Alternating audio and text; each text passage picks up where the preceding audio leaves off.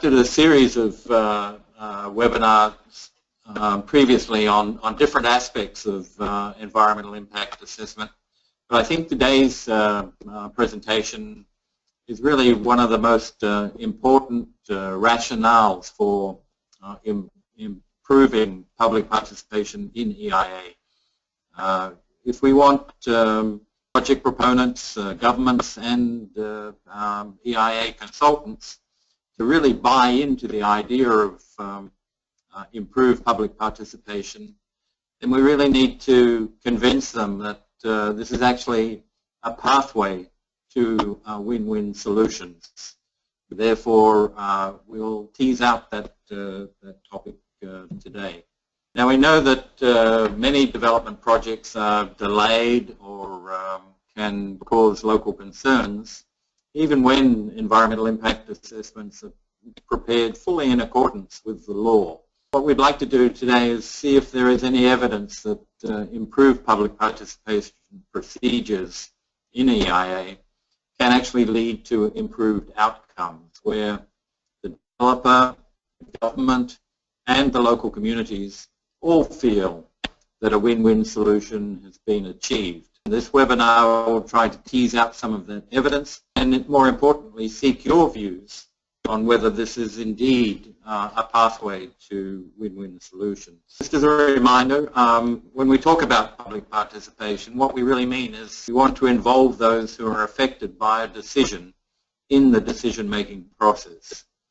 Public participation promotes sustainable decisions by providing participants with the information they need to be involved in a meaningful way. And it communicates back to participants how their input has affected the decision. This is the definition which is taken from the International Association for Public Participation. Now, there are multiple objectives of public participation, and we have dealt with these to some extent in developing the regional guidelines on public participation in EIA. The first of these is basically the public relations side of it, which is legitimizing the government agency's role and developing some confidence and trust amongst the affected community. The second objective is really the information objective, which is to help to diagnose community problems and needs, to develop alternative solutions to the one proposed by the project proponent, to produce newer knowledge, particularly indigenous and local knowledge, which may not be normally available in written documentation to the EIA consultants, and to help evaluate the consequences of alternatives by seeking the opinions of those who will be affected. But today's discussion is largely around the third objective of public participation, which relates to conflict resolution and consensus seeking and depolarizing vested interests. So this is the main objective that we will be discussing today. Now, why is public participation important for all stakeholders? Well, from the point of view of the project proponent, provides social licensing for project operation and implementation. Public participation in EIA becomes an important planning and management tool for project proponents. From the perspective of the EIA consultant, it provides better solutions and options by considering all factors, including local knowledge. Public participation provides additional local knowledge and practices for developing better alternatives. From the perspective of the affected people or communities, it provides a rare opportunity to share information, their concerns and needs, their existing practices and livelihoods, as well as the benefits from the project. Public participation is the mechanism or platform for their involvement to protect their future environment, their culture, and their livelihoods. From the perspective of the EIA authority, it ensures fair play for everyone. It protects the public interest and facilitates social acceptance. Public participation is a pluralistic approach for decision making regarding all development projects. And from the perspective of the broader community and wider public concerns, it provides an opportunity to share information, concerns and interests, and knowledge and skills about particular types of development and social and environmental issues. Public participation is an accountable and transparent tool for the general public on social and environmental matters. Note, however, that there may be a fundamental mismatch in the motivations and incentives for each stakeholder group. Getting to win-win solutions is to make sure that all of the stakeholders are on the same page. Now we know that EIAs without adequate public participation often lead to suboptimal outcomes. And those of you who are familiar with the Asian Environmental Compliance and Enforcement Network EIA compendium and follow the various news articles that we post there, you will see that most of the media concern about EIA is when projects have led to local protests or court action. And some of these court cases can go on for many years and hold up implementation of the project. And many more similar cases on the EIA compendium show that even with an EIA, local concerns are often not adequately addressed, leading to physical or legal protests and delays. And the last thing a project proponent wants to see is this kind of public demonstration against the project, but it happens far too often. Now, probably a rare occasion is where public participation can actually lead to environmental harm. And these are probably rare cases, but need to be considered as well. For example, an economically depressed community might actually accept an environmentally harmful project if they believe that it will create jobs and local economic community. The public is not homogeneous, and there are usually winners and losers from most development projects. And so differences might emerge between different interest groups in the community, leading to a lack of consensus what mitigation measures should be adopted or whether the project should be adopted as well. Quite often you'll see conflicts between village leadership and directly affected community members, where the village leadership may have a different perspective on what's good for the village compared to individuals. And often these differences between groups can spill over into violent confrontation and even deliberate damage to the environment. And therefore, public participation per se does not guarantee improved environmental outcomes. So the challenge is, how does public participation deliver improved environmental outcomes? It should be understood that EIA is really only just one input to local decision making. You also have petitions, suggestions, complaints coming in through village leadership. You have municipal elections where specific leaders may try to gain votes by adopting particular project proposals. And there are direct contacts to the decision-making body, directly to the Environment Agency, for example. And in some cases, there may be referendums, as we recently had here in Thailand. So there are many additional inputs into the local decision-making process, but EIA is nevertheless a very important part of that. Now, is public participation in EIA a conflict resolution tool? The general belief is that adoption of public participation in EIA is inherently good.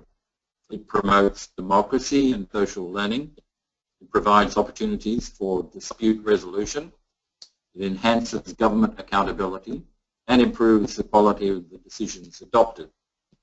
But really, the extent of the benefits depends on how much power the public is actually given. For those of you in the Regional Technical Working Group, you'll recall the Inform to Empower participation spectrum.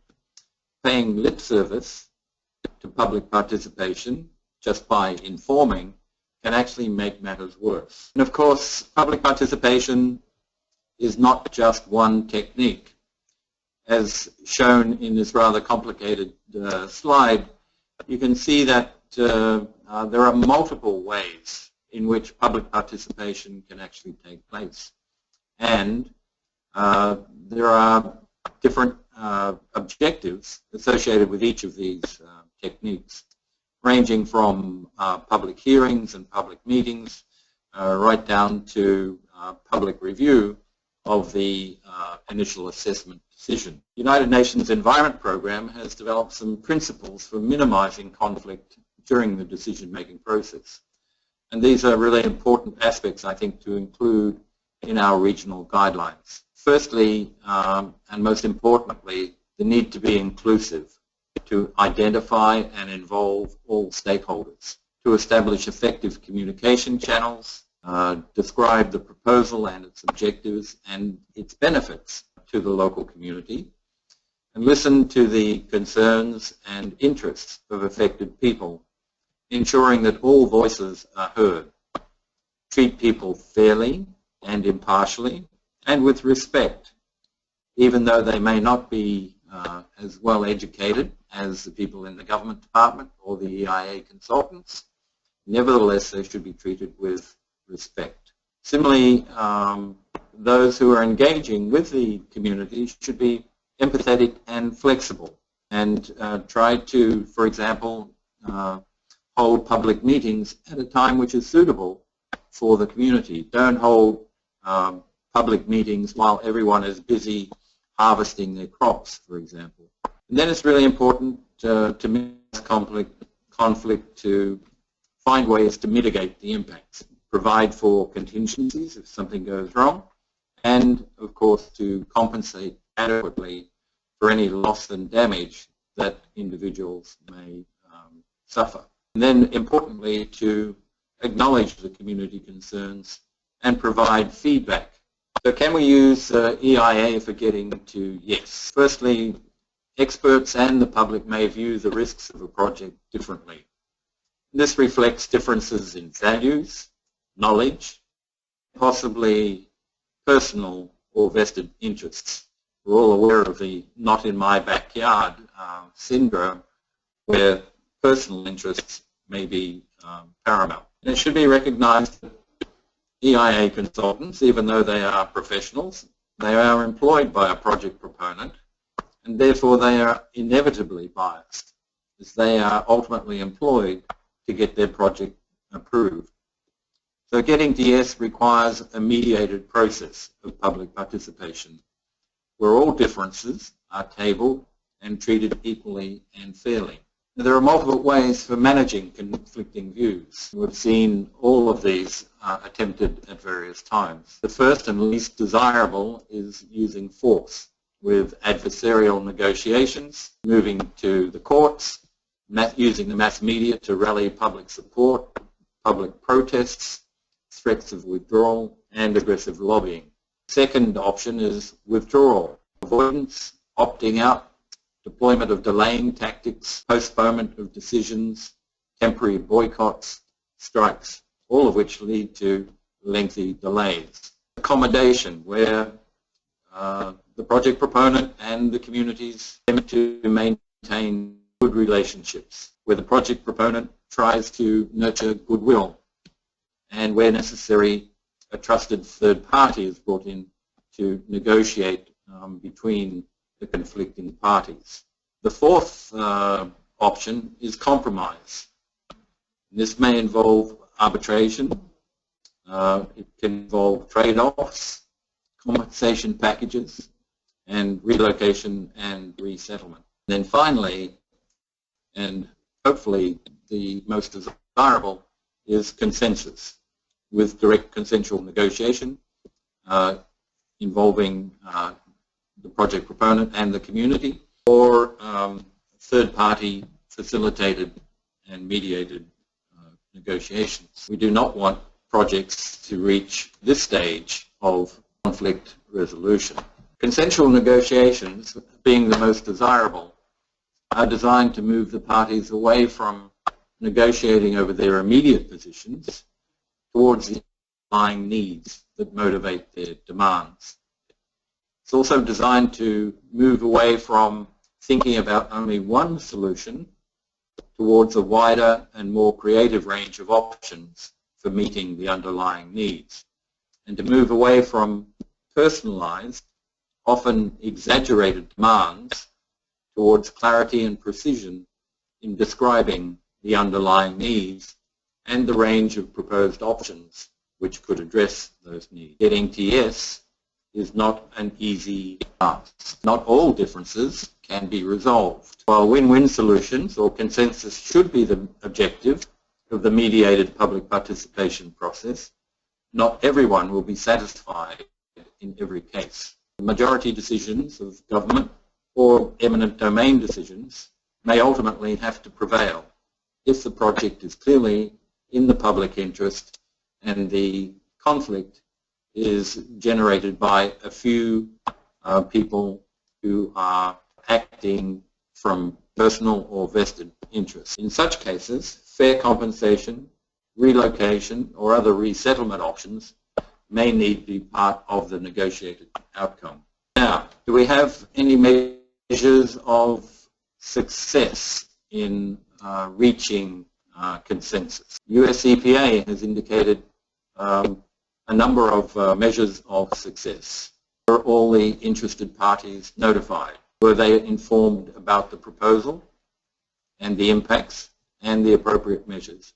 And was this information provided in appropriate language? Did all the interested parties have an opportunity to be heard? Were they consulted? And did the response reflect their input? The diligent effort made to respond to all of their concerns. Were all communities engaged? Are we sure that no one was excluded? Was the role of the public clearly defined? Did the opportunity exist to influence the ultimate decision? Were all of the interests identified and all feasible attempts made to address public concerns? Were the benefits of the proposal clearly advanced? Were the costs reduced through the public participation process? And are the impacts acceptable to all stakeholders? Court cases generally should be a last resort. So trying to find the evidence that public participation actually leads to improved outcomes is kind of more difficult than I had expected. I thought that there would have been much more evaluation, and perhaps from your own experience you'll be able to tell us specific cases where public participation has actually led to win-win solutions. The main evidence comes from the European EIA directive, which has been operative for more than 2 decades, and they have consistently looked at the costs and benefits of EIAs. And generally they find that the cost of an EIA is generally less than 1% of the investment cost, and the cost of public participation is therefore considerably less than 1%. Public participation on average adds 1 to 6 months to the decision process, but generally EIA is not seen as responsible for any project delays. Cutting the time for public participation may ultimately be offset by increased time in court as conflicts are attempted to be resolved. Generally, the view, at least in the European Union, is that the benefits outweigh the costs, although quantification is quite difficult. Generally, they find that most changes in project design due to public participation are minor, and public participation rarely results in adoption of a radically different alternative or actually prevents the project from proceeding. Generally, EIAs were found to improve the acceptance of projects and reduce potential conflicts, although not in every case.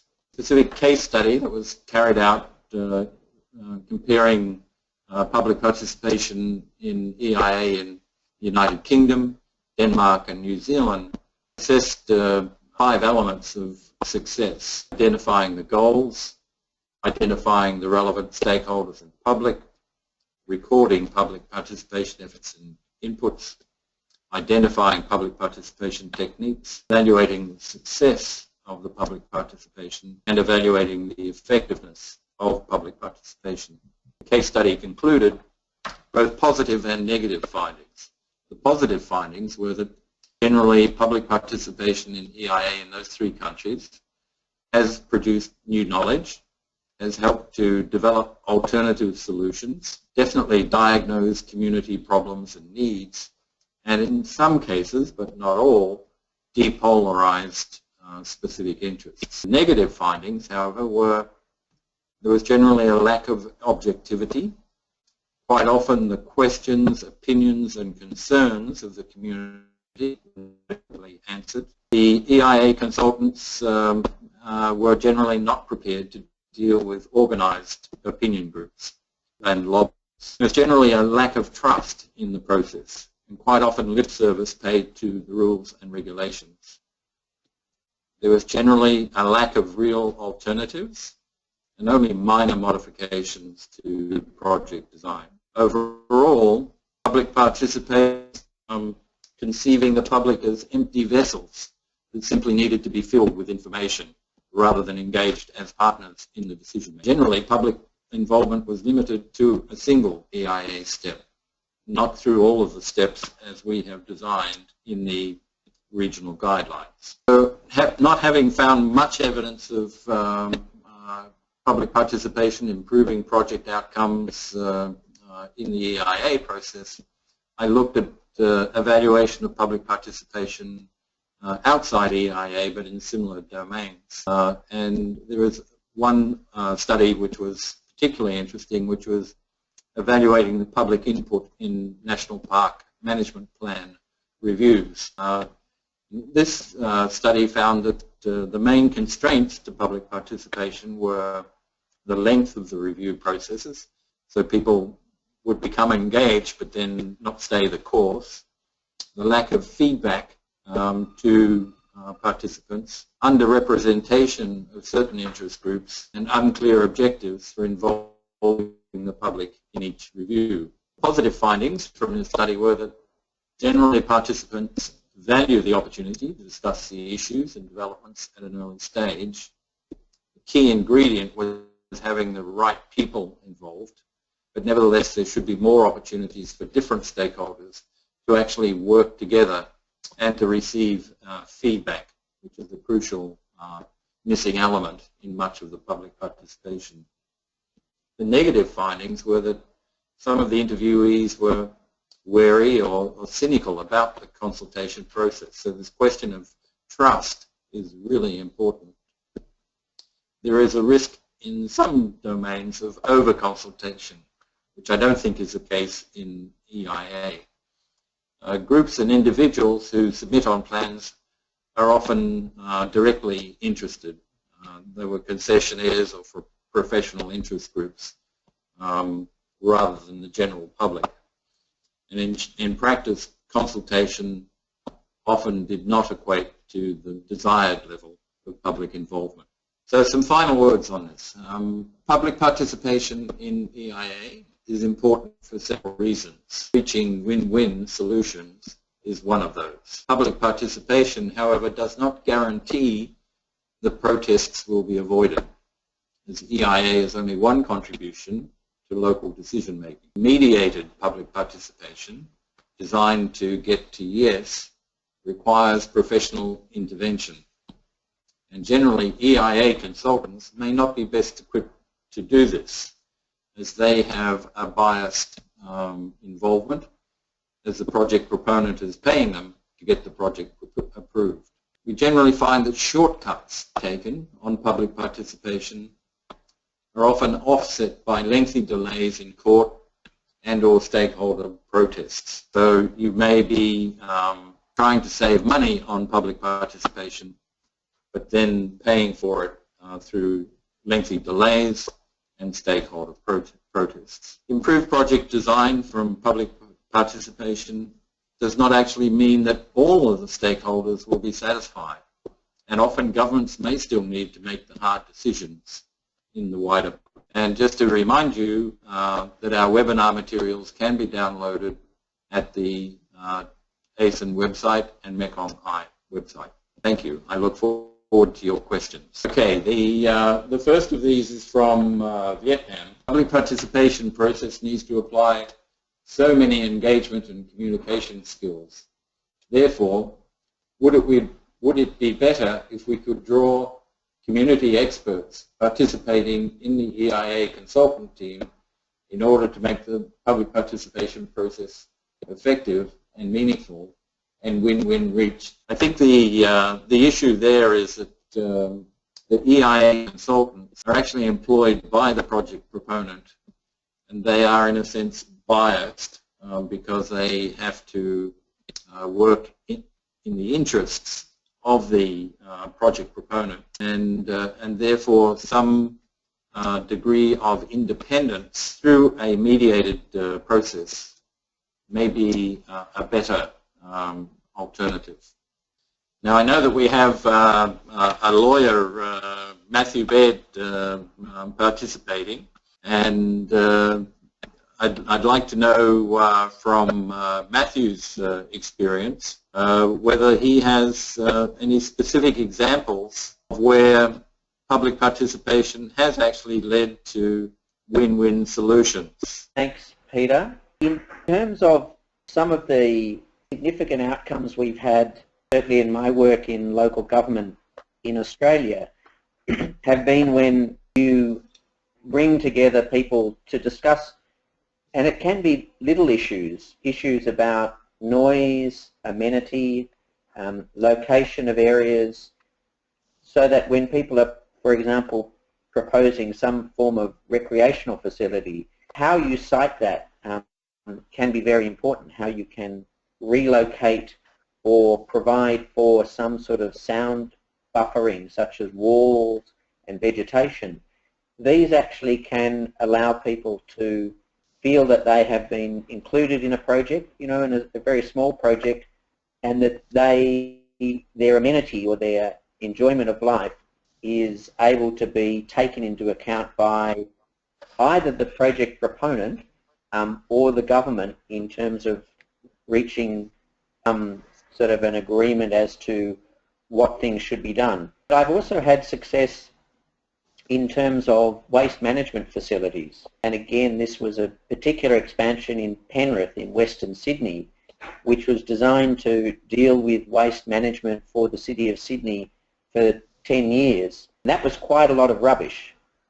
And residents who were in the surrounding area were worried about traffic, the number of garbage trucks that would come along the road.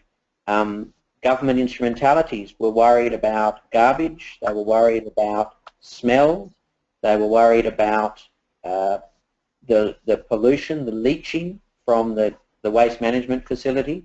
So the government held a commission of inquiry that solicited these objections from communities, from environment groups, and proposed a series of recommendations and measures relating to that waste management facility, which included, I must say, the creation of a recycling facility, the creation of a system whereby methane, which is produced by waste management facilities, was captured and used to then power the operations of the waste management facility.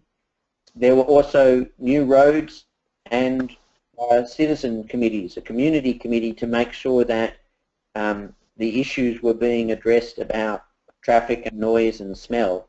And so that of itself led to a situation where even if the community wasn't always supportive of the waste management, they knew that it was a very important thing for Sydney, and they knew that the conditions, if they were complied with, would very much minimise the potential impact of that facility.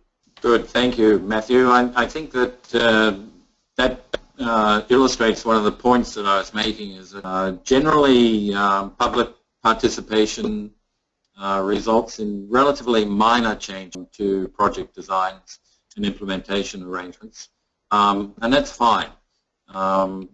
Provided that it addresses the concerns of the local community.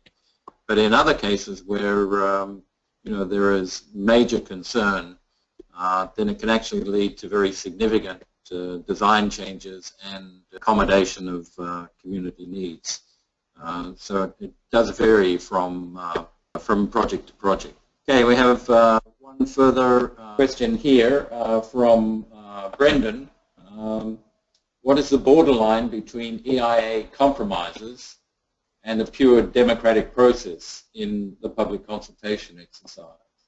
Can you please share regional experiences where EIA is a result of fair and due process from UNEP's recommended best practices? Okay, the borderline. Obviously, any negotiated settlement between groups is going to involve some element of compromise because people have different views, different attitudes, different values, and these need to be taken into account. In terms of regional experiences where EIA is a result of fair and due process from UNEP's recommended best practices, I think we should ask our regional technical working group members to reflect on this and to give specific examples where there has been successful resolution through public participation. Too often we see media, at least, focus on the negative aspects where EIA processes have led to conflicts, protests, and project delays, but very rarely do they actually write up the good examples where public participation has actually led to improved outcomes. Mr. Puzay, you can speak now. Okay.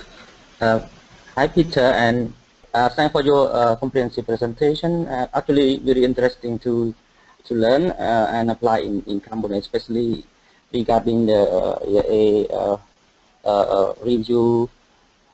I have two questions regarding to your presentation on page 13 regarding the tool. I found very interesting to see there are a lot of tools has been applied regarding to increase the public participation, but I want to know, do we need to apply all those tools, or what is your favorite tool need to be applied regarding the EIA process?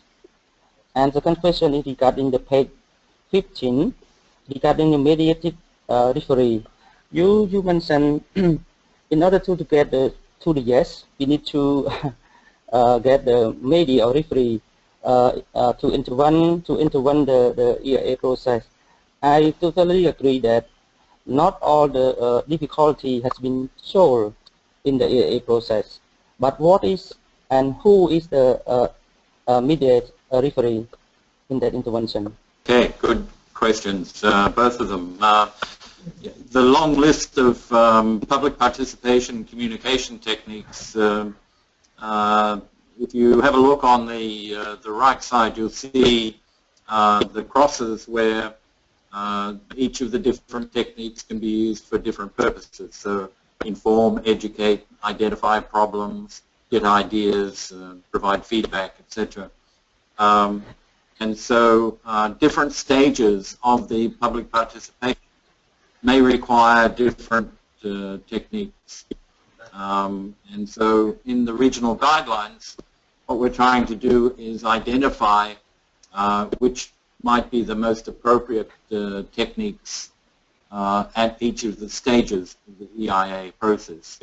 So not all techniques are appropriate for all stages of the EIA process. And obviously each of these involves costs, and so getting a balance between the costs of public participation and the desired outcomes becomes an important part of the project proponent and EIA consultant decision making. In regards to your second question, there are professionals who are professional mediators, and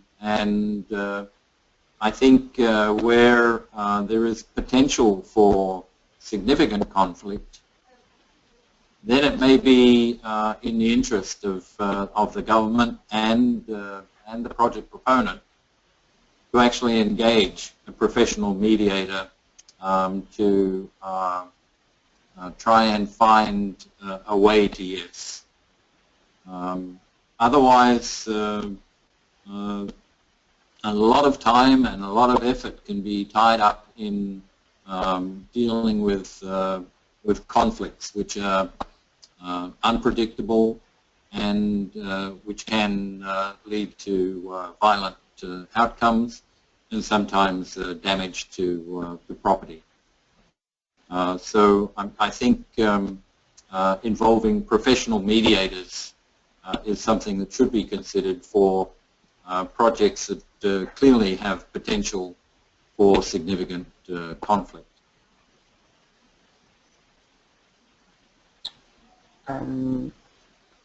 Peter, can you, thank for your clear explanation, but I just follow up my one question, because so far civil society play important role to solve those conflicts in the EIA investment project, something like that in Cambodia.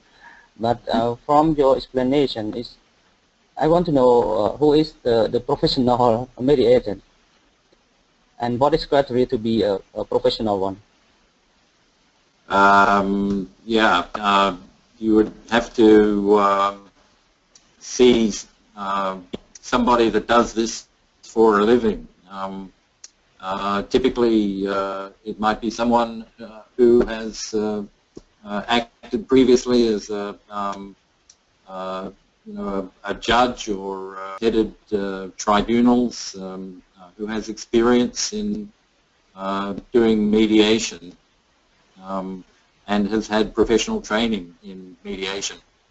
Now in Cambodia, I don't know who those people may be, but I would think that in family court proceedings and things like that, you have people involved in professional mediation where there are conflicting parties.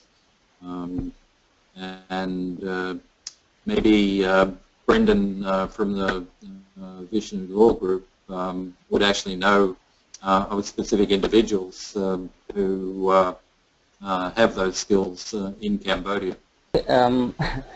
Actually, in Cambodia we have a national and subnational compensation committee. For in case in Lower Sisantu, we have very clear structure to solve the compensation or conflict regarding Lower Sisantu. But I found it's still it's not very pretty successful regarding the compensation solution. Actually, but I very thankful to your in-depth for explanation. Okay, good. That Lower Sisantu project is a clear example where it could be tied up in delay for quite some time until the local community has accepted all of the compensation required. And do you have specific knowledge of people who have got those professional mediation skills in Cambodia? Yes, Matthew? Yes, I was just going to say that in Cambodia there is a commune-level mediation network that was established in 2007, I think it was, as a trial, where they would try to mediate some disputes at a commune level, at a local level, but they were for some specific disputes to try and avoid any escalation, if you like. They were, I think, trained mediators, but again, very much for some specific smaller scale issues, and often didn't include anything relating to land issues and other more substantive disputes. Good, thanks Matthew. I think this is something that we may be able to do a bit of background research on and try and provide some avenues for people who are interested in trying to identify appropriate mediators. I mean, one other issue is that, and I know this is the experience in Australia, that a number of the mediation approaches and then arbitration and conciliation came from sort of commercial dispute resolution bodies. And Cambodia, I know, does have a newly formed or a relatively newly formed body that looks after certain commercial disputes. I'm not actually aware of whether these occur elsewhere in the region, and certainly I haven't heard them being used in environmental disputes. That might be an interesting opportunity, the idea of promoting, especially in environmental issues, the idea of less formal mechanisms, so like a mediation, or even these ideas of commissions of inquiry whereby maybe three different people are appointed to then investigate some of the issues that are raised. And often this goes on at the same time as the environment impact assessment process, but is less formal, so that they go out and meet communities and meet the villagers and speak with them and record their issues and record their concerns. They're appointed by the government. They're not, and as Peter mentioned, there is that perception that the EIA consultant, because it's paid by the proponent, is somehow on the proponent's side. And so the idea of the commissions of inquiry is another way of looking at getting all the information to assist the government together with the EIA process, so that they can recommend ideas and thoughts and also consider alternatives and solutions especially to major infrastructure development. It is that idea that I'm not sure if it's been formally used anywhere within the region.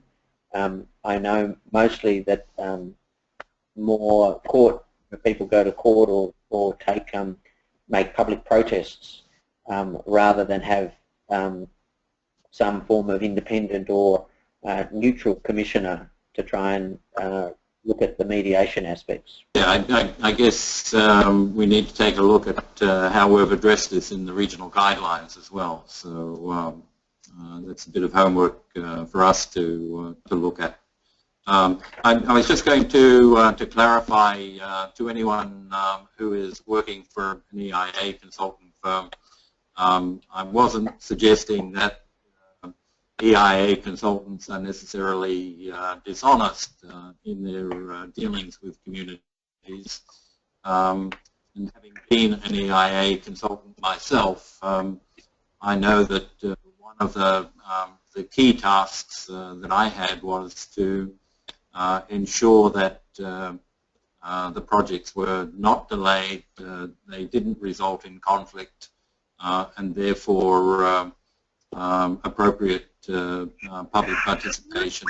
It's probably in not the normal cases, but the few cases where there is a high likelihood of major conflict. I would imagine for establishment of a nuclear power plant in the region, for example, that's not something that will go ahead easily. And so for some of those really obvious projects, then some form of professional mediation, commission of inquiry, or techniques may be needed rather than just one or two public meetings from by the EIA consultants.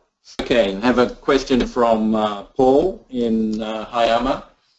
How do you deal with power relations during negotiations in a community setting?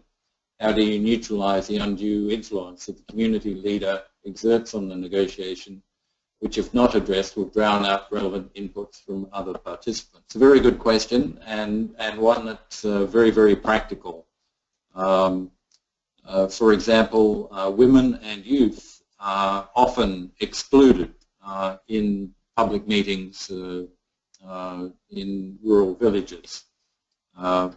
And so one of the best ways around that is to actually have focus group discussions where you don't have just the whole village sitting and listening while the village leader pontificates on what he believes the village needs.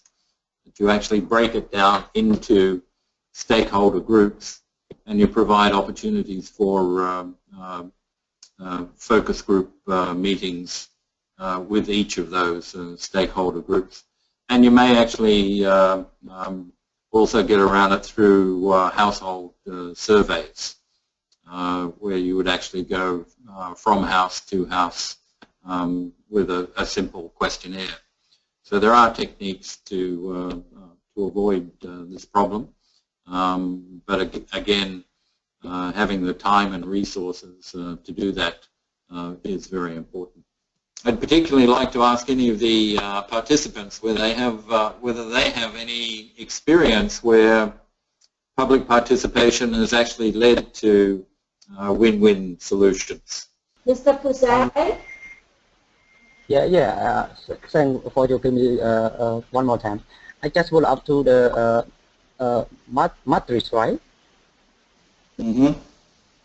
Actually, I got to know the mediation at the community level in Cambodia, but I want to know, it is just a case-by-case intervention, or it is a very formal structure in Cambodia? Because so far, NGO Forum and civil society in Cambodia, it's not heard about that.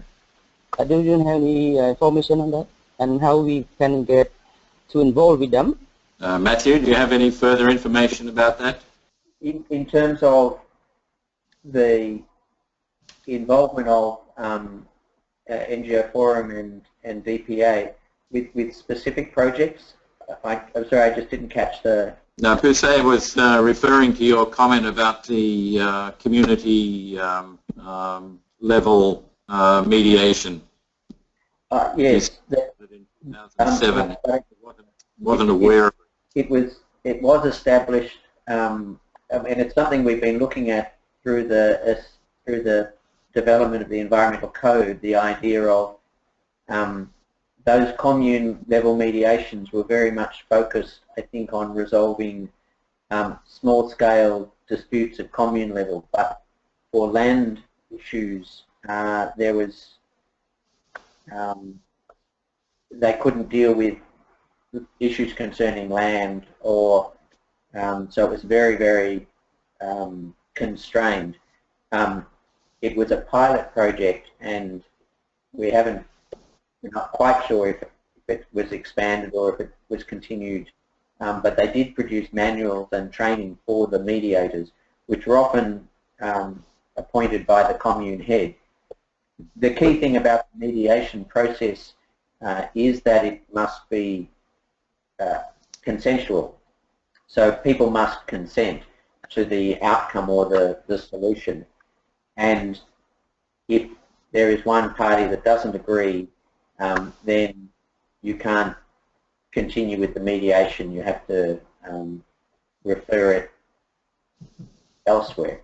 Unfortunately, in most of the countries, that means going to the court process, and most people don't enjoy going to court or are not interested in going to court, and so that's why the dispute just stops rather than actually gets resolved.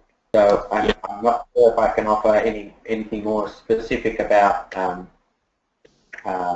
the actual process or things that exist at the moment. But this would have been organised by the Ministry of Interior or someone, was it? Local. I think it was Ministry of Interior or Ministry of yes, I just can't call. Might have even been Ministry of Justice working with Ministry of Interior.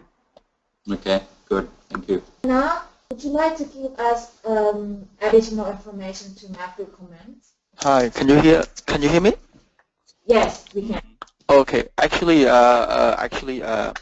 have been involved in this kind of alternative dispute resolution at the community level or the grassroots levels. When I was in Australia doing a research, then I came across some information about it. Actually, this alternative dispute resolution was initiated by the UNDP program. The purpose was to resolve simple disputes at the grassroots levels, especially at the community levels, in terms of land conflicts or maybe divorces or some other small issues. But then it has been in operation for quite some time. I think maybe it was started in 2009 or 2010. But that was not the focus of my research. I simply just came across the information. And I'm not sure whether it is still in operation right now. And like Mashu says, both parties have to provide their consent to the process and to the outcome of the alternative dispute resolution mechanism. So this is all I have to share, but if you are interested to learn more, you may Google, and then you may find more information about the mechanism and how, the status of its operation right now. Thank you. But Pana, this would suggest that there is at least a cohort of people who have been trained in mediation. Yes, actually, I think there have been some training programs for people at the commune level. I think especially the commune chiefs, and some other people in authority, to be able to resolve disputes at the grassroots levels. But like I mentioned earlier, I'm not sure about the status of this program now. I'm not sure whether it is still in operation, whether there is continued funding to support the program. Good, thank you. Thank you. Yeah, thank you. So do we have any other questions before we wrap up today's webinar? Okay, looks like we've exhausted the number of questions. Unless anyone has a final question they would like to put to the panel. And may I remind you that when we finish the question and answer session, there will be a poll which will come up on your computer screen, and we would ask each of you to fill in that poll. Kalika, do you think public participation in EIA can help improve project proposal? Do I believe it? I believe it because I've actually done it.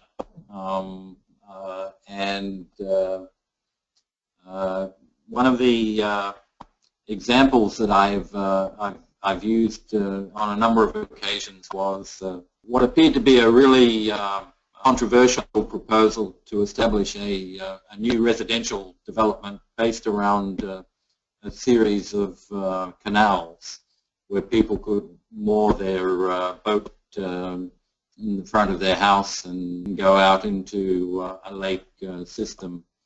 The original public perception of this project was that the canal would become very polluted and potential environmental disaster.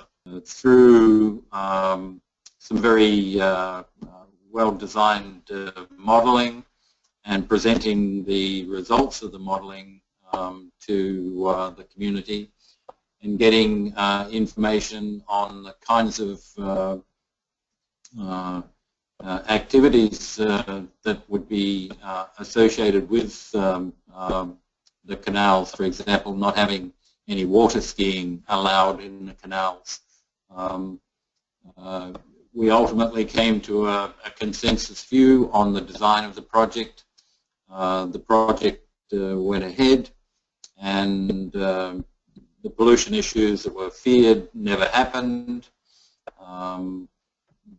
The developer got very rich, and people are living in very nice houses along the canal system. So in that particular case, definitely public participation helped improve the design and I think gave me the view that public participation is definitely something which can help improve project design.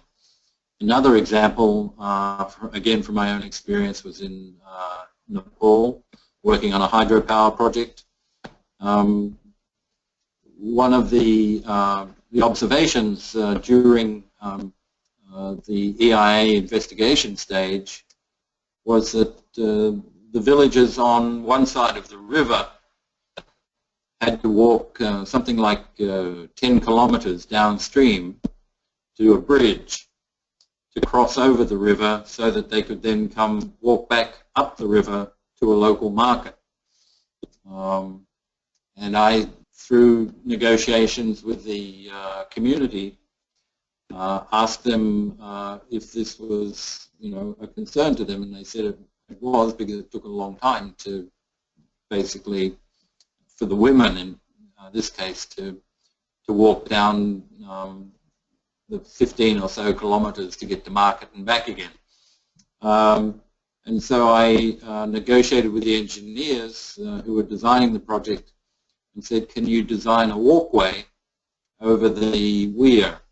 And they said, sure, that's not a difficult thing to do. We can certainly accommodate that. And so through discussions with the community and the project proponent, we were able to provide much better access to market for the community on the other side of the river. So based on these kinds of examples, and I'm sure there are thousands of others, it is my belief that public participation in EIA does lead to better project designs. Okay. All right. So thank you all for your participation. We will conduct a final webinar, I think, in a month or so's time. And the quick poll is now up on your screen.